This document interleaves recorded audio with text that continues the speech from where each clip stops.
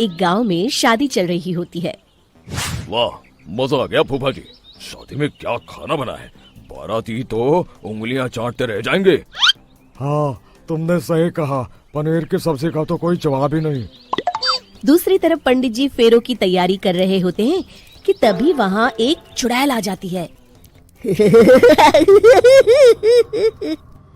अरे मर गया रे, ये चुड़ैल यहाँ क्या कर रही है? अरे दिवाकर जी, ये आपकी कौन सी रिश्तेदार है? अरे मुझे क्या पता, क्यों भाग्यवान, कहीं ये तुम्हारे मायके से तो नहीं आई है?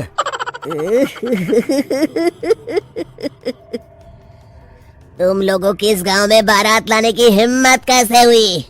मेरे रहते इस गांव में किसी की शादी नहीं हो सकती। अब तुम लोग देखो मैं क्या करती हूँ। अरे मर गया रे, मैंने सुना है ये जबान की पक्की है। भागो रे भागो, वरना ये चुड़ैल किसी को नहीं छोड़ेगी। हाँ, तुम सही कहते हो मोहन भाई, यहाँ से भाग लेने में ही हम सबकी भलाई है। देखते ही देखते शादी के मंडप में भगदड़ मच जाती है और चुड़ैल सब कुछ उजाड़ कर रख देती है। फिर एक दिन मोहन की शादी तय हो जाती है। अरे भाई, अगले हफ्ते मेरी शादी तय हो गई है, लेकिन इस चुड़ैल की दहशत के मारे तो मेरे हाथ पैर कांप रहे हैं। अरे मोहन, तुम्हारा दिमाग तो खराब नहीं हो गया? तुम अपने साथ साथ हम सब गांव वालों को भी बलि का बकरा बनाना चाहते हो? उस चुड़ैल के रहते तुमने अपनी शादी के बारे में सोच भी कैसे लिया? देखो गोपाल, डर तो मुझे भी लग रहा है, लेकिन उस चुड़ैल के डर से मैं जिंदगी भर कुंवारा तो नहीं रह सकता। तभी वहाँ मोहन के होने वाले ससुर आ जाते हैं। अरे ससुर जी आप? देखो, अब तक मैं तुम्हारा ससुर बना नहीं हूँ और शायद बनूंगा भी नहीं। ये आप क्या कह रहे हैं? मैंने तो शादी का कोड भी सिलवा लिया है। मैं अपनी बेटी की शादी किसी अच्छे गांव में कराना चाहता हूँ। तुम्हारा गांव तो भूतिया गांव है। मैं तो क्या, अब तो कोई भी अपनी लड़की इस गांव वालों को नहीं देगा। इस तरह चुड़ैल के डर से उस गांव में किसी की भी शादी नहीं हो पाती। फिर एक दिन गांव के जमींदार अपनी बेटी की शादी करने का विचार करते हैं, लेकिन चुड़ैल के डर से उनकी भी हिम्मत जवाब दे देती है। अगर मेरी बेटी की शादी तय समय से नहीं हुई तो मेरी नाक कट जाएगी। मुझे कुछ करना ही होगा। एक सलाहकार के कहने पर जमींदार काशी से एक बहुत ही नामी तांत्रिक को अपने घर बुलवाते हैं, जो भूत चुड़ैल को पकड़ने में माहिर माना जाता था। जमींदार साहब, आप चिंता मत करिए।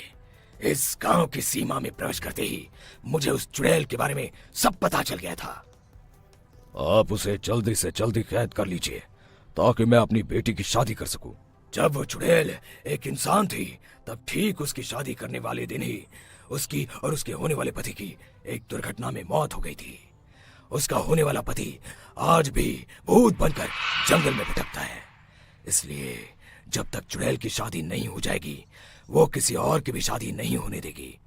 ये आप क्या कह रहे हैं? अगर वो भूत भी हमारे गांव में आ गया तब हमारा क्या होगा? ये आदमी बीच में बहुत बोलता है, इसे बाहर निकालो। उसके बाद तांत्रिक बताते हैं कि अगर उस भूत के साथ चुड़ैल की शादी करा दी जाए तो वो चुड़ैल हमेशा हमेशा के लिए उस गांव को छोड़कर चली जाएगी। जमींदार साहब, आप अपनी बेटी की शादी की तैयारी शुरू कर दीजिए। मैं कुछ गांव वालों को अपने साथ लेकर उस भूत को ढूंढने जंगल की ओर जाता हूँ। इस तरह जमींदार निश्चित होकर अपनी बेटी की शादी करवाने लगते हैं, लेकिन तभी वहाँ चुड़ैल आ जाती है।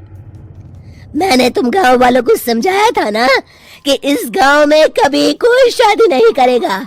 लगता है तुम लोग मुझे हल्के में ले रहे हो। चुड़ैल जमींदार की बेटी को उठा लेती है। अब देखती हूँ बिना दुल्हन के तुम लोग शादी कैसे करोगे। मैं इसे अपने साथ ले जा रही हूँ।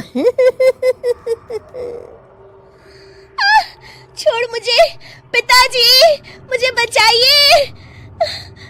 अरे कोई मेरी बेटी को बचाओ।